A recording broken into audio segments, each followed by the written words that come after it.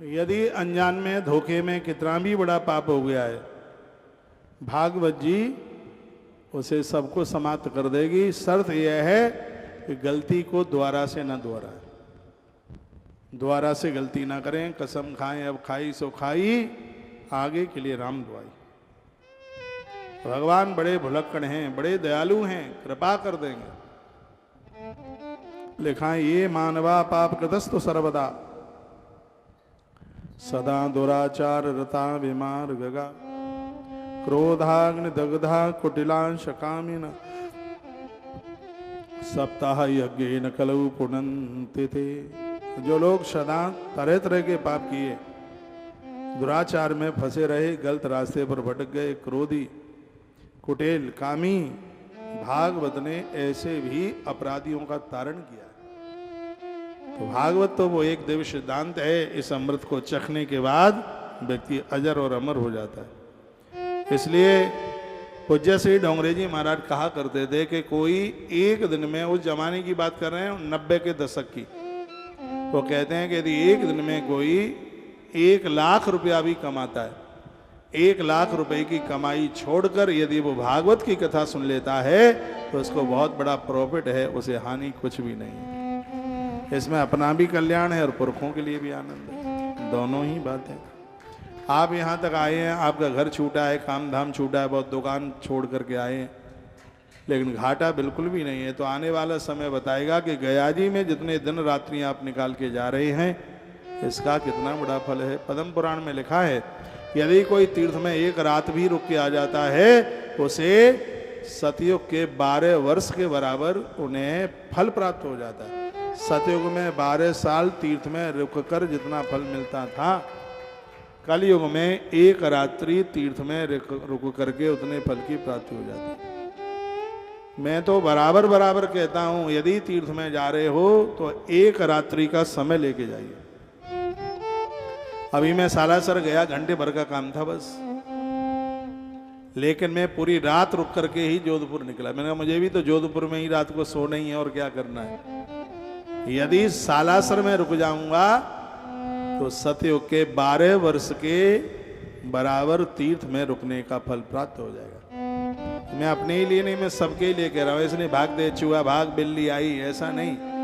थोड़ा सा तीर्थ में जा रहे हो तो कम से कम 1 रात का तो टाइम लेके जाइए, 1 रात्रि वहां जरूर रुकिएगा। लिखा है सत्येन हीना पितमात्र दूसका तृष्णा कुलाशा श्रम धर्म वर्जिता येदाम्बिका मत सरडोप हिंसका सत्ता यज्ञेन कलऊ पुनन देते।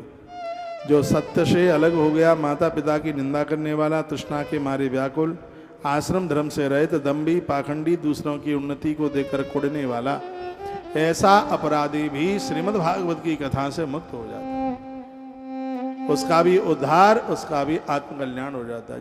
तुंगभद्रा तटे पूर्वम भूतपत्तनमुत्तमम। तुंगभद्रा नदी के किनारे पर एक ब्राह्मण आत्मदेव रहता है, उसका बेटा धुंधुकारी, उसकी कथा बताई गई। महात्मा गोकर्ण ने कथा सुनाई और भागवत की कृपा के द्वारा धुंधुकारी पापी भी भगवान के धाम के लिए चला गया, उसका भी कल्याण हो गया। ये महिमा श्रीमद् भागवत जी की। भागवत पापी से पापी व्यक्ति का उद्धार करा देती है। जब धुंधुकारी जा रहा था प्रभु के दरबार में तो क्या कहता गया, धन्या भागवती वार्ता प्रेत पीड़ा विनाशिनी।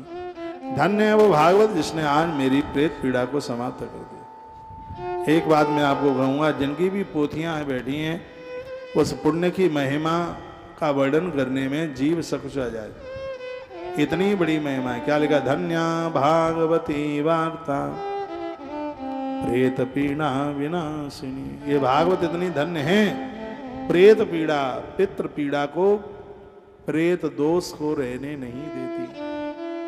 यह प्रभाव भागवत जी का है। सप्ताहो पितथा धन्य कृष्ण लोक फल प्रदा। सप्ताह के 7वें दिन धन्य हो गए, भागवत जी ने उन्हें भी धन्य कर दिया। कथा कराने वाला धन्य हो गया, कथा सुनाने वाला भी धन्य हो गया। जब सप्ताह श्रवण का योग बनता है तब सगरे पाप थर्राते उठते हैं कि अब हम कहाँ जाएं, यहाँ तो भागवत की कथा शुरू होने वाली है और भागवत की कथा हम पापों का अंत कर देगी। वो कांपते रहते हैं। जैसे अपराधी व्यक्ति पुलिस के मारे डर डर भयभीत होता है, इधर उधर छिपकता है, उसी प्रकार से जब भागवत का आयोजन होता है तो पापों में भी खलबली मच जाती है। यहाँ भगवान व्यास कहते हैं पापों में भी खलबली मच जाती है कि अब हम कहाँ जाए, अब हम कहाँ रहें।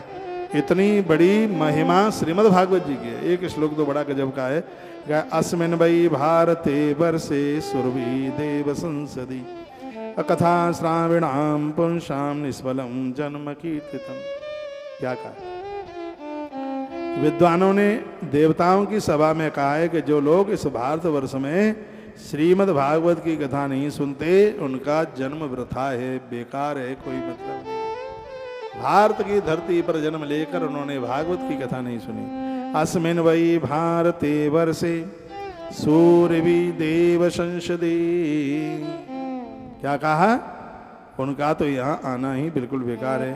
भला मोह पूर्वक लालन पालन करके यदि सनित शरीर को हिष्ट पुष्ट बनाने में जो लगे हुए हैं, इससे शरीर से कथा नहीं सुनी तो इस शरीर को तो भैया बरेलू जानवर खा जाएंगे, कुत्ते सियार खा जाएंगे, या दफना दिया जाएगा या आग में जला दिया जाएगा। परमात्मा ने शरीर दिया है तो इसका मतलब क्या है? देह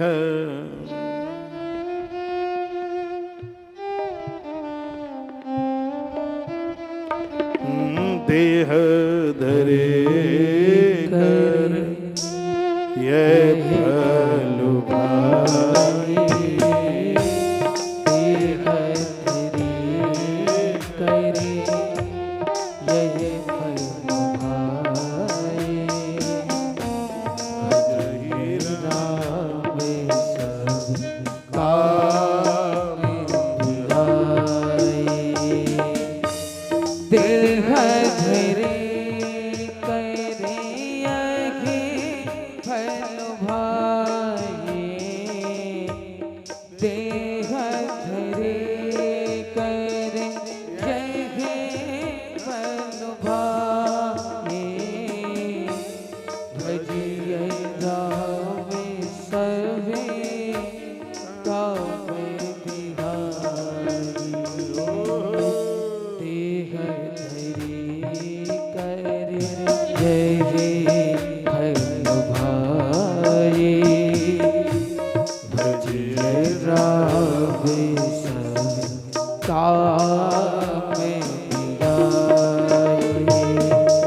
श्री राम जय राम जय जय राम,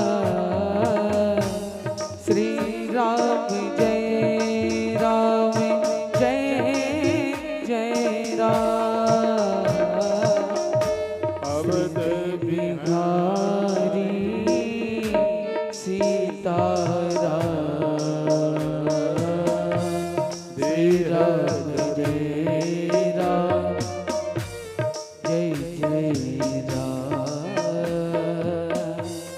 भजिय राम सब काम विहारी। बोलो बांके बिहारी नाथ की जय। कंपते सर्व पापानि सप्ताह श्रवणे स्थिते अस्माकं प्रलयं सद्य कथां नेयं करिष्यति। भागवत जी का इतना प्रभाव है, पाप थर थर कांपते हैं और सृष्टि के प्रलय तक फिर वो भक्त को कभी आकर के छू नहीं पाते।